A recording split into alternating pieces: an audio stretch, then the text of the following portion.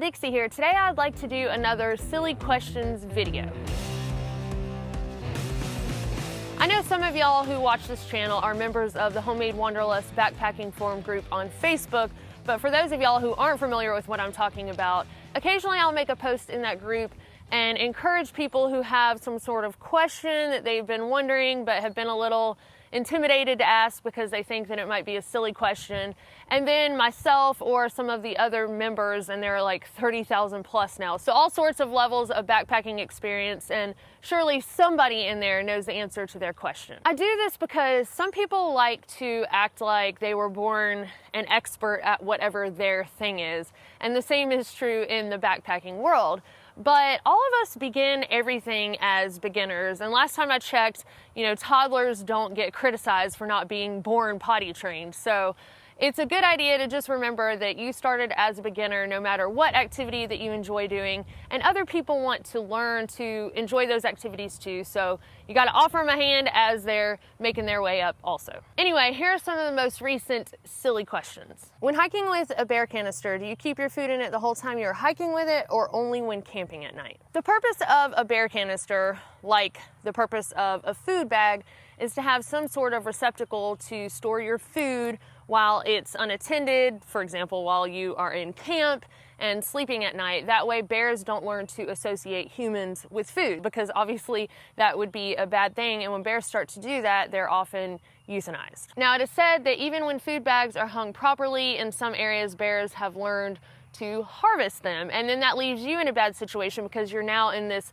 potentially long stretch of trail with no food. So that's where sometimes requirements for a bear can comes in, because they have not yet learned how to break into a bear canister, at least from what I've heard. You would basically follow the same rules with your bear can as you would if you were hanging a bear bag. I personally like to have snacks easily accessible, usually in my hip belt while I'm hiking. That way I can munch while I'm moving down the trail. Other people, like my friend Perk, prefer to sit down and take designated breaks. So for him, it wouldn't be that big of a deal to keep his food, etc., in his food bag or his bear can. And the convenient thing about bear cans, if you strap them to the top of your pack, is that you don't have to go and open your whole pack and dig down in there to get access to food, because boom, it's right there on the top. So no, you are not required to keep your food in a bear can at all times just because you're in an area that requires you to carry a bear canister. If you sleep in a hammock, how do you change your clothes in privacy? Privacy? What is privacy on the trail?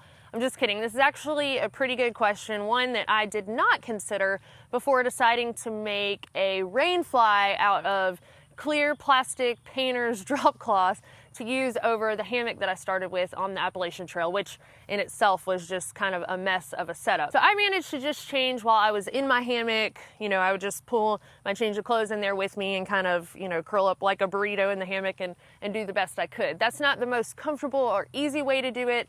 So some of the hammockers in the forum said that what they do is they either stake their tarp or rain fly real close to the ground on one side so they've got a bit of privacy. And some others said that they'll just drop one side of the tarp while they're changing in the evening or in the morning to allow for a little bit more privacy. Either way, if you've got folks camping around you, at any given time somebody could cut off through the woods to go hang their food bag or to go use the restroom. So it might be a good idea that if there are people within close proximity, you could just say to them like, hey guys, I gotta change real quick. If you don't mind, don't come over here unless you want to see the full moon in the daylight. Do many married people go on a thru hike without their spouses? Yes, I have met several married people who were solo hiking.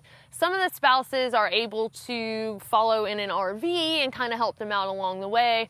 I've also met some people whose spouses weren't able to do all of that because they had a full-time job back at home, but they were able to take some vacation days and meet their spouse on the trail somewhere, and they either took a mini vacation in a town while the hiker took a few zeros or something to that effect. I even met some people who started early enough to give themselves time to go home for a family event or just to visit home. I feel like that could be a little more dangerous because if you're really, really missing your family and you go home for a visit, then you might end up staying there because it could be real easy to get back home and say, I've missed everybody and I'm real comfortable, but then maybe you got what you needed out of the hike anyway. I would say though that having a supportive spouse would definitely be very important because you're going to have days where you may not have service and might not be able to communicate unless you have a GPS device that allows you to do so. But I think being able to plan some meetups and communicate as much as possible makes for a successful trip, even for folks who are married, whose spouses cannot join them. Does the eerie feeling of being outdoors fade? Yes, I think for some people it might take a bit longer than others. For myself, I grew up playing hide and seek in the woods, and as I got older I would go dirt road riding. I would sit out on dirt roads and study for final exams because I didn't have the distractions of being in the library or, at the computer lab at school. So I spent a lot of time outdoors growing up. For somebody who did not, I could see how things could be a little bit more eerie, especially at night when you're backpacking alone and you don't have the luxury of just hopping in a vehicle and going somewhere if you choose to. However, I think that it could be compared to maybe the nervousness of starting a new job or anything where you're putting yourself into a new situation where you're not familiar with it. And eventually over time it becomes very, very normal. And you thought, why was I ever nervous about this in the first place? And for myself, that's kind of how backpacking got, and especially camping alone, it just became like second nature to me. But at our roots, the wilderness is really where we come from. The way that we live today in buildings and structures and really the society of convenience is relatively new in the span of the time of humans existing. So over time, I think it'll become more of a very natural thing to be out there and experience the wilderness, and it should feel less eerie. I do think it's important for people to continue to put themselves in situations where they are uncomfortable, not necessarily a dangerous situation, but whether that's speaking in front of a group or learning a new skill, but just kind of putting ourselves out there and getting comfortable with the idea of being uncomfortable, because I think that in those situations we grow the most. For the ladies, how do you not pee on your boots when you have to go out in the bush? And I assume that the person who asked this question is probably from Australia, because they usually refer to it as the bush. First of all, I would say having a wide squat will help, so making sure that your feet aren't right under you. As you continue to do this, your legs will get stronger. Also, gravity is your friend. I like to face uphill if I can. Now, I'm not saying squat on an extremely steep hill, but just having a little bit of grade will help, so not peeing on flat ground. And you want to face uphill, so that way the pee hits down and runs downhill behind you. That way it's not puddling up at your feet while you're going. I've never tried peeing sitting on a log. I know some people like to go number 2, sitting on the edge of a log. I would say you would want to find a narrow log if you try to do this, or a narrow down tree, and make sure that you kind of angle your backside back instead of, kind of leaning forward and hunching over, because then you're liable to just shoot pee on your feet like that anyway. Also, they have devices that help women pee while they're standing up, so they don't have to worry about squatting down. There are some called the Pee Style, the Shiwi, etc. I've heard that you might have to try a few different kinds before you find one that's really compatible with you, but from what I understand, you can just unzip your pants, place the pee device in place, and you can pee without having to take your pack off or anything like that. Of course, you'd have to have the device easily accessible on your pack somewhere to be able to do it without having to take your pack off. What I've done personally is just try to do my best, but I accept that sometimes I'm going to splatter a little bit on my shoes. And if you pay attention to when a lot of ladies go to the restroom and come back to a group, they probably go a little bit on their shoes too. Curious, how do you pack for plane travel? Do you carry on anything? Some people do carry on their pack. I like to have trekking poles, and I've never tried to carry trekking poles on the plane, but from what I know, that's a no-no. You have to check them. So I just put my pack and my trekking poles and everything in a bigger bag. I got a used duffel bag from Goodwill for about $5, so I felt good about reusing something,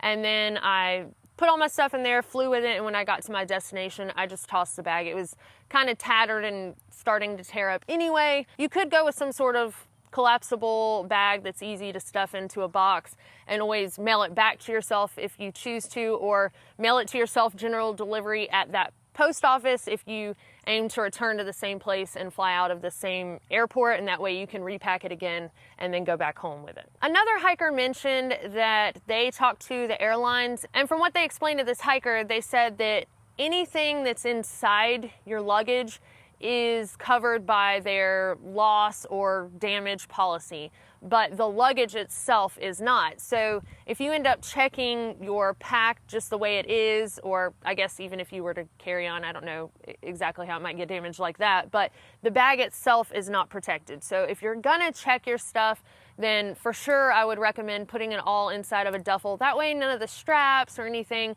that's kind of flopping around gets hung up and ends up torn up and then not covered by the airlines. But this could vary among airlines, so I would say the safe way to go is to pack it all in a bigger duffel.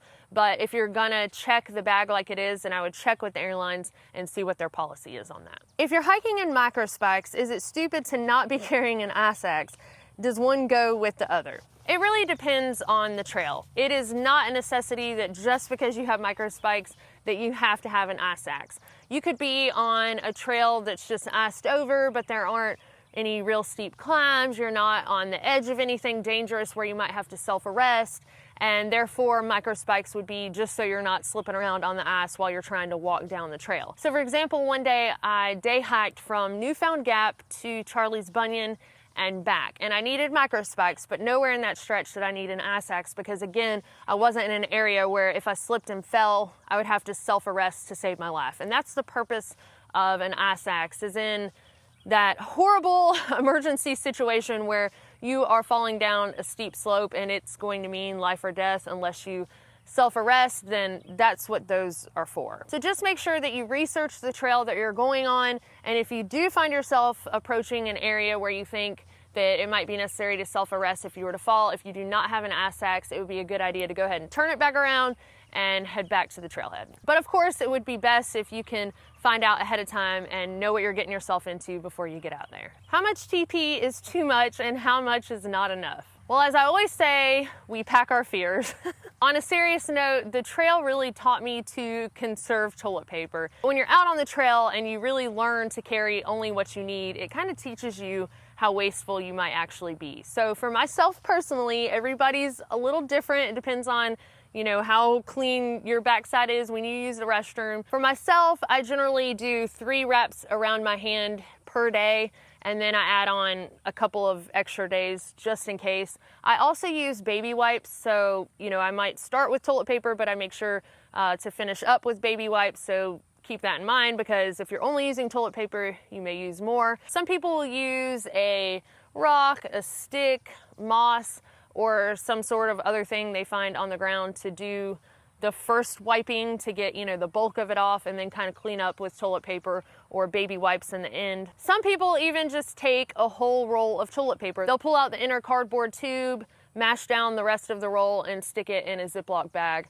I don't usually do this, but sometimes that's the easiest way, just buy a single roll in town, and if you're on a long distance backpacking trip, then just use it until you run out and you get a new roll. But if you do find yourself in a pinch and you have soap on trail, you could always just use water in your hand and then make sure you wash your hands real well afterwards. I've also used like moss growing on a tree when I ran out of toilet paper. I only ran out one time. It is an unfortunate situation and not a comfortable place to be in, but you learn as you go, and if that happens, then next time you'll definitely adjust so that it doesn't happen again. Just make sure if you use something that you found out on the ground that it's not poison ivy, poison oak, etc. Can you take bear spray into the US from Canada? I couldn't find anything definitive as far as the US saying that they do not permit people to bring bear spray across the Canadian-US border. However, I did find something from Canada saying that generally they don't allow any type of mace or pepper sprays because that's considered a weapon. But the exception is if it is intended for animals and it specifically states that on the label. And I'll include a link in the video description of this video if you want to read more about what they allow and what they don't allow. This information is from 2016, so I assume that that's current enough for now. Of course, if you take that risk and then they tell you no, then you've wasted $40. But because I'm not absolutely positive about bringing it from Canada into the US, then the safest route would be to order it on Amazon and have it delivered general delivery at a post office at your destination town. Or you could always buy it in the area that you're gonna go. If you're gonna be hiking in bear country, a lot of times gas stations, hardware stores, anything that's around a town that's known for backpacking and spending time outdoors, they're likely gonna have it. Now, with all of that said, I have successfully and without any issue carried my bear spray from the US into Canada and then from Canada to the US. And we told them at the border that we had it, but they didn't give us any problems with it at all. I don't even know that the US side asked us when we came from Canada back into the US. Now this is for driving across the border because flying with bear spray is a big no-no. I accidentally had my bear spray on me in an airport one time and I had to toss it when I went through security. I just forgot that it was in there, but they definitely caught it. Has anyone done a through hike while on prescribed injections that are more controlled? I have to do one injection in my thigh every week and I'm wondering about logistics of this while on trail. I don't have any personal experience with this, but another hiker chimed in and said that he is currently doing a 1,200 mile section on the PCT right now, and he does have to have daily injections. What he did is he went to the kitchen store. I assume that's a chain, I've never heard of it before, but I assume that you could find them on Amazon, and he got a plastic box that's meant for holding saltine crackers, and I believe that he stored his injections in there and maybe even the used syringes. But he said that he's found a lot of campgrounds that have the sharps containers for proper disposal, and I'm sure if you hit a town while on a through hike, if they have some sort of urgent care, something like that, that they would probably let you drop your sharps. I don't know this for sure, so you might want to check ahead of time, but I assume that if they're disposed of properly somewhere, that would be encouraged, not, discouraged. When I saw this question, I felt like this might be an opportunity for me to chime in. If somebody didn't want to carry all of their injections and they had some way of accessing them, if they were at least able to get to a town once a week, then one less convenient option might be to leapfrog yourself if you have two different vehicles. Now, of course, this is going to be a potentially more expensive option, but I saw somebody doing this on the Appalachian Trail, and it could help somebody get out there and do a through hike who might not otherwise be able to, just because they hadn't even thought of this idea. So what a fella that I met out there did is he got somebody to help him to get 2 cars to Springer Mountain, Georgia, so the southern terminus of the Appalachian Trail.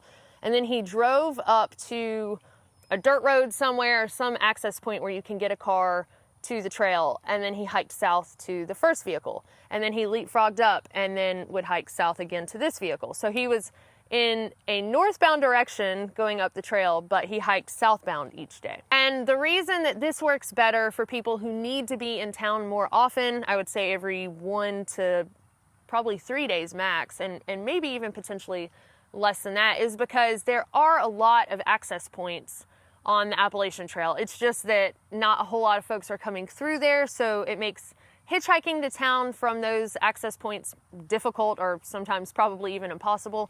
But if you are leapfrogging yourself and you can get in there, then you're able to get places that you wouldn't otherwise get a ride. And you can find these different parking areas either in the AWOL AT guide or in Guthook, which is an app that you can get on a smartphone. Are the mile markers that were made out of sticks and stones on the AT, PCT, and CDT already there, or did you make them? The answer is both. Most of the ones on the AT, if not all of them, I think maybe only one on the AT I had to make because everybody that came before me made them, and they were really excited about celebrating those 100-mile markers. On the Pacific Crest Trail, I made probably half of the ones that you see in my videos, and then on the CDT, I would say most of those, if not all of them, I made. It just seemed like people weren't quite as excited, I guess because the CDT is such a create your own adventure trail that it's kind of hard to track the exact miles you do, so I think they just kind of let that go. But I just made markers for the official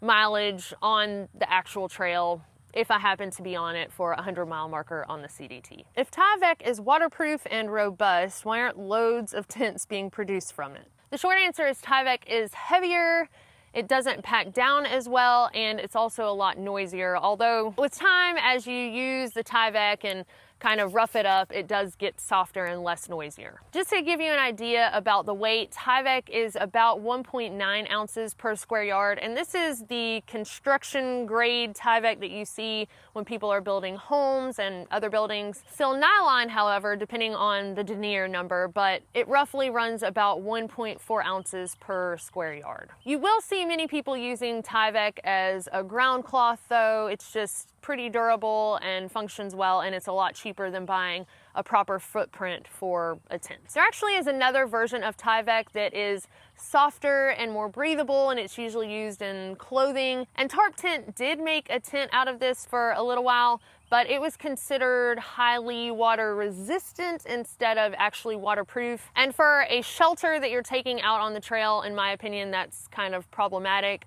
But to each his own, and I did actually see instructions for making a tarp tent out of the construction grade Tyvek, so if you're interested to check that out, I'll put that link in the video description also. But I'm curious if any of y'all have made any kind of shelter out of Tyvek. I'd love to hear about that in the comments. All right, y'all, well, that is all I have for you today. If any of the more experienced folks in this community would like to add anything to the answers that I gave to some of these questions, please feel free to do that in the comments below. Also, if you have any questions that you feel kind of silly about asking, go ahead and do that in the comments below, because chances are other people are wondering the same thing. So hopefully either I will have an answer for you, or again, maybe some other folks who are more experienced in this community. Thank y'all for watching today, and if you found this video helpful or you enjoy the content of this channel, don't forget to subscribe before you go. Thank y'all again, and we will see y'all next time.